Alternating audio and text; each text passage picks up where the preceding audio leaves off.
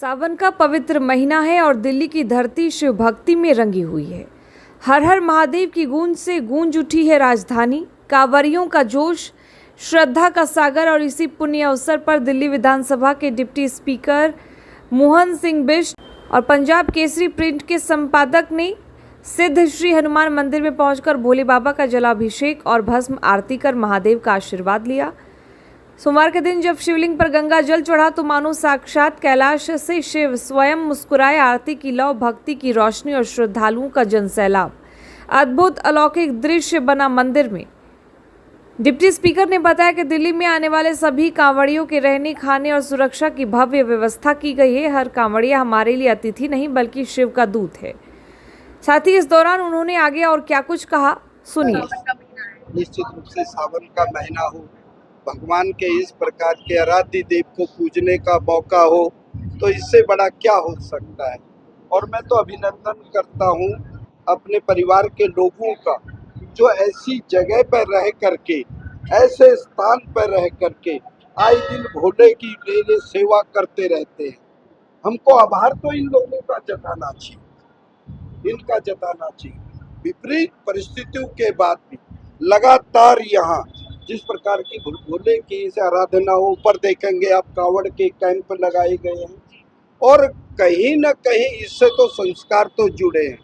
आज ये पृथ्वी है तो किसके आधार पर? भोले ने रचना रची, भोले के आधार पर, और इसीलिए तो सब लोग सुखी हैं, ये मैं कहता हूँ। सर, अगर बात करें हिंदू धर्म की, किस तरीके से समाज में देख रहे हैं कि लोग अपने धर्म के प्रति आगे बढ़ते जा रहे हैं? निश्चित रूप से बढ़ना चाहिए।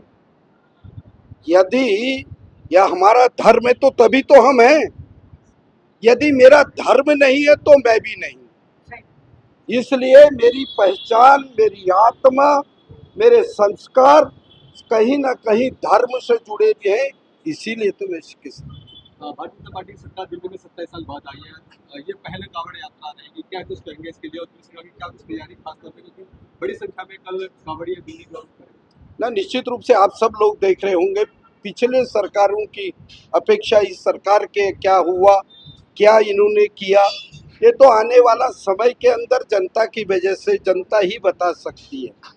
लेकिन यदि मैं कहूँ तो मैं अपने मुँह मीठे बनूँ तो वो नहीं, लेकिन रेखा जी के कार्यकाल के अंदर जिस प्रकार के कैंपों की व्यवस्था की गई है, जहाँ जहाँ पे कैंप लगाए गए हैं, वहाँ किस प्रकार से कांवड़िया आए, जल लेके सुरक्षित जगह पहुँचे, ये हमारी सरकार का मेन मकसद है।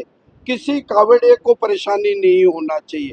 जो गौमुख से दिल्ली के अंदर प्रवेश कर रहा है, गंगा जल लेके आ रहा है, कहीं ना कहीं वो भी सत्कर्मों के लिए आगे बढ़ रहा है। निश्चित रूप से सरकार इसके लिए बधाई का पात्र है। भक्तों में कुछ खास संदेश देना चाहिए? निश्चित रूप से हम सब लोग ऐसे परिवारों से संबंध रखते हैं जो लोग कांवड़ लेके वहाँ से आए हैं।